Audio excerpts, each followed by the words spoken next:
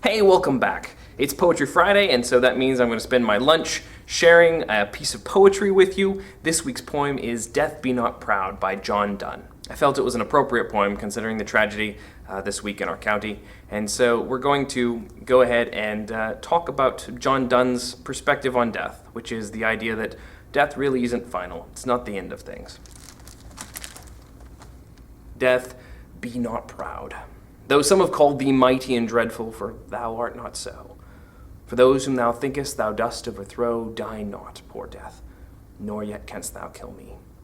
From rest and sleep, which but thy pictures be, much pleasure, then from thee much more must flow. And soonest our best men with thee do go, rest of their bones and souls' delivery.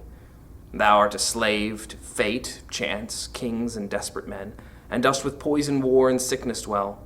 And poppy or charms can make us sleep as well and better than thy stroke. Why swellest thou then? One short sleep past, we wake eternally, and death shall be no more. Death, thou shalt die. Donne is outlining the reasons why death should not be proud of itself, why death really isn't the all-conquering force it seems to be. Ultimately, from Donne's perspective, death is finite. It has an end.